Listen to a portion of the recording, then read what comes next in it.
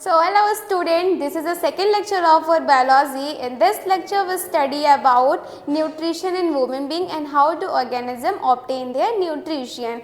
I hope you all know about nutrition as I already told you in previous video that nutrition is the process in which living organism intake the food and getting energy is called nutrition.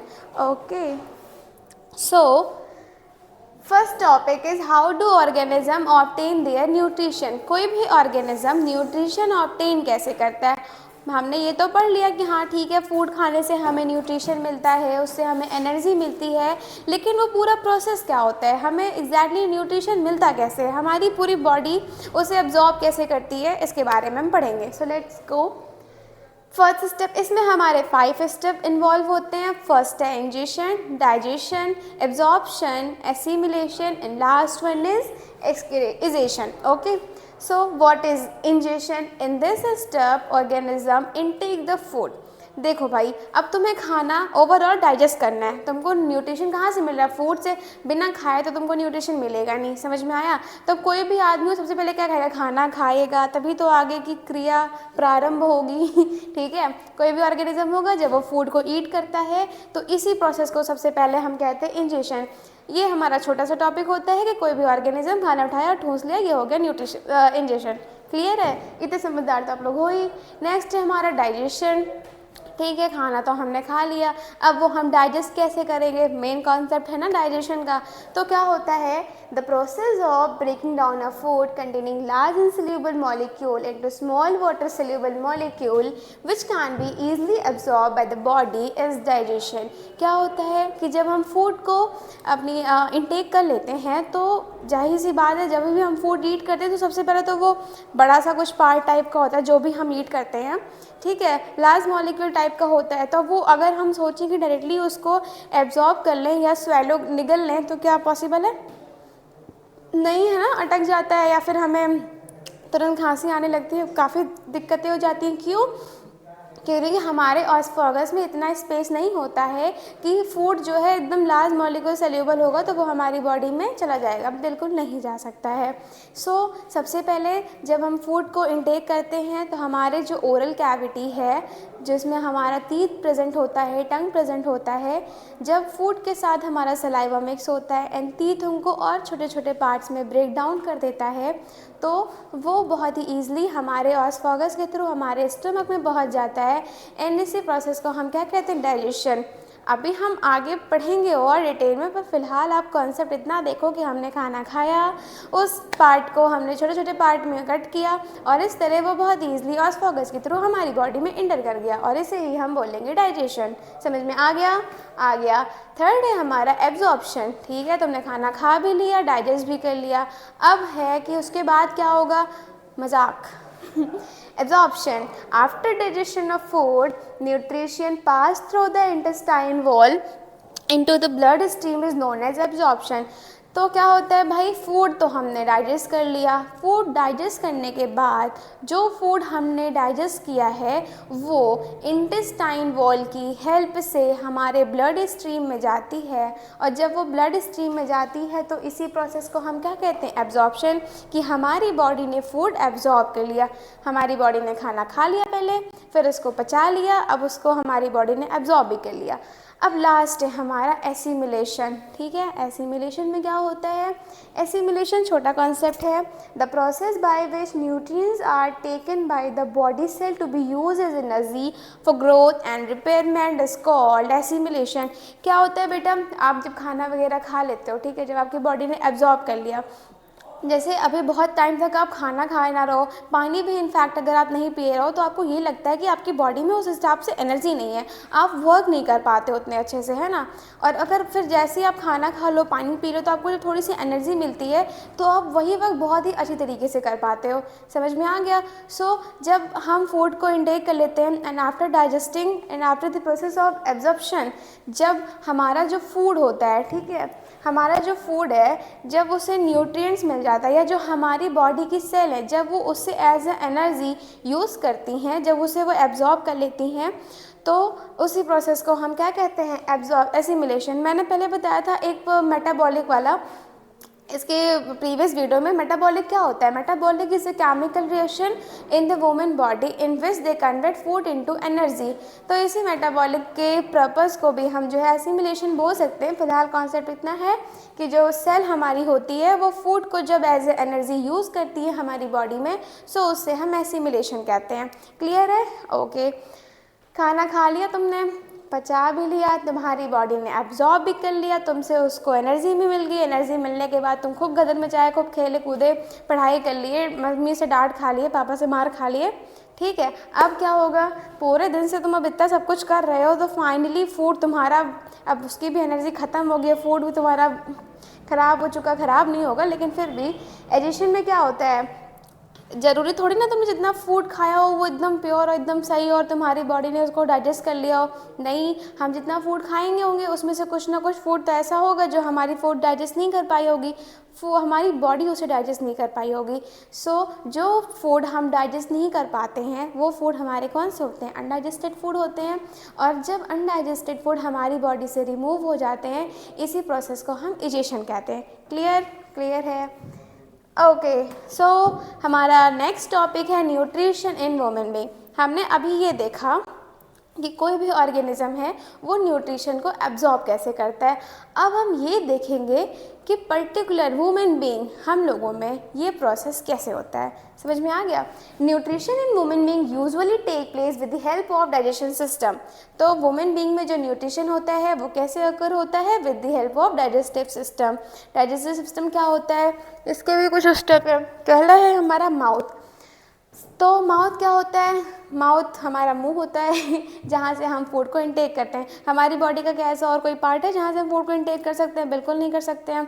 हाथ की हम help लेते हैं ताकि हम food के जो भी पार्टिकल है हम उसे उठा सकें, लेकिन ओवरऑल वो जो भी फूड रहता है जो हमारी बॉडी के अंदर इंटर करता है उसका जो फर्स्ट स्टेप रहता है वो जहाँ जाता है वो हमारा क्या होता है, माउथ। समझ में आ गया?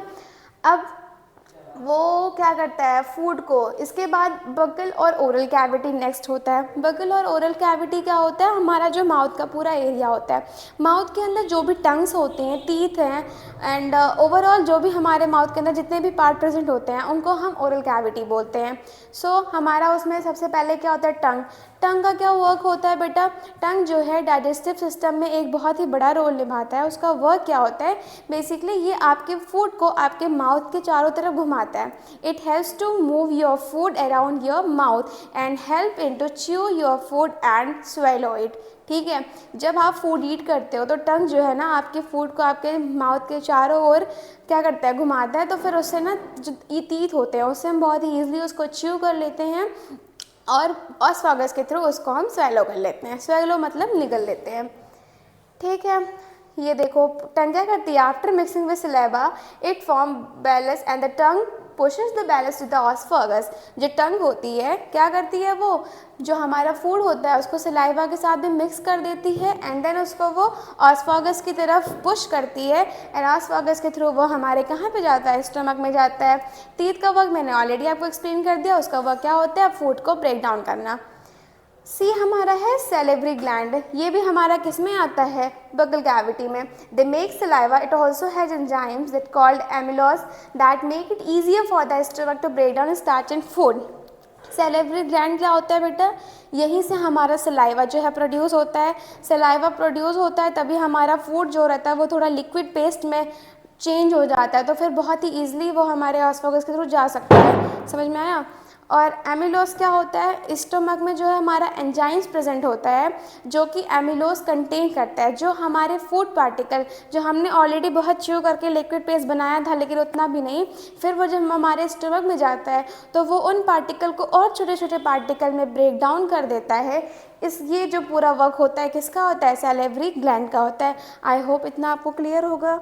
आगे बढ़ते हैं। हमारा थर्ड स्टेप है ऑसफैगस। ऑसफैगस क्या करता है, transport food entering the mouth through the throat and into the stomach. जो भी क्या कहते हैं ऑस्फॉगस है वो क्या करता है, वो जो फूड आपने इंटर किया था माउथ के थ्रू, आप जो फूड इंटेक करते हो जब ऑस्फॉगस के थ्रू वो आपके स्टमक में इंटर करता है। ये वर्क किसका होता है बेटा, बेसिकली सी बात है, ये वर्क हमारा होता है ऑस्फॉगस का। अब फोर्थ है हमारा स्टमक, इसका काम क्या होता है, it mix with acid and enzymes that continue to break down the food down into the liquid.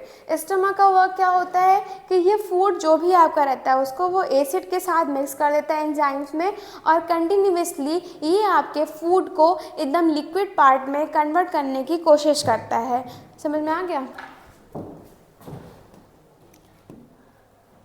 यहाँ पे आपका बेटा एंजाइम्स, समझ में आ गया। क्या होता है, स्टमक जो है, स्टमक में हमारा एसिड और एंजाइम प्रेजेंट होता है आफ्टर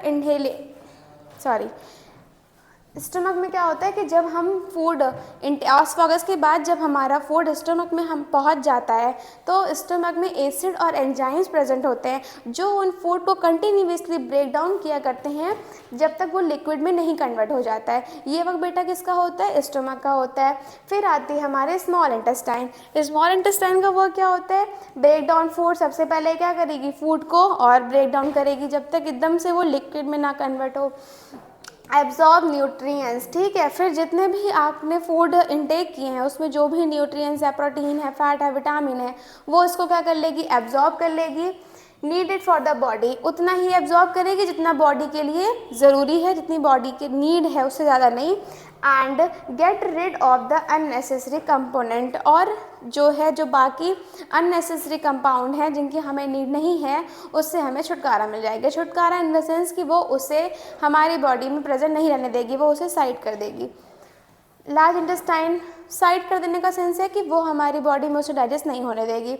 लार्ज इंटेस्टाइन का वर्क क्या होता है, ये वाटर को एब्जॉर्ब करता है, इलेक्ट्रोलाइट को एब्जॉर्ब करता है, जो भी विटामिन वगैरह होता है उसको एब्जॉर्ब करता है। एंड फिर पूरे फेस जो भी फूड वगैरह हमारा होता है उसको वो प्रॉपर्ली पूरा मेंटेन करता है। जितनी भी डाइजेस्टिव चीज़ें रहती है वो एक साइड होती है, properly faces toward the rectum for NS, उसको जो है फिर रेक्टम के तरफ पुश करता है और एनएस के थ्रू हमारा अनडाइजेस्टिव फूड हमारी बॉडी के बाहर आ जाता है। मतलब कि क्या होता है, लार्ज इंटेस्टाइन में मैंने क्या बताया बेटा कि हम वाटर एब्जॉर्ब कर लेते हैं, इलेक्ट्रोलाइट्स एब्जॉर्ब कर लेते हैं, विटामिन एब्जॉर्ब कर लेते हैं। उसके बाद इसका क्या काम होता है कि propelling faces towards rectum for NS. फिर ये क्या करता है, सारे जो भी अनडाइजेस्टिव फूड होते हैं उसको ये रेक्टम की तरफ पुश करता है एंड एनएस की हेल्प से, एनएस हमारी बॉडी का जो पार्ट एक ऑर्गन होता है उसके थ्रू हमारे जो भी अनडाइजेस्टिव फूड होते हैं वो हमारी बॉडी से रिमूव हो जाते हैं। And last one is rectum, मैंने ऑलरेडी आपको बता दिया, collect and hold until time to release it, वो उसको कलेक्ट रखता है और होल्ड रखता है और टाइम आने पर रिलीज कर देता है। ये कॉन्सेप्ट तो मुझे लगता है आपको अच्छे से पता होगा, ठीक है। So that's all about nutrition in women being. ये हमारा बेटा अब न्यूट्रिशन कंप्लीट हो गया। First lecture and second lecture को आप देख लीजिए अच्छे से, हमने इसमें न्यूट्रिशन कंप्लीट कर दिया है। अब हमारी जो नेक्स्ट वीडियो रहेगी वो रेस्पिरेशन पे रहेगी। सो नोट्स बनाते चलिए, पढ़ते रहिए, कॉन्सेप्ट जो है पूरा एक एक अच्छे तरीके से समझ लीजिए।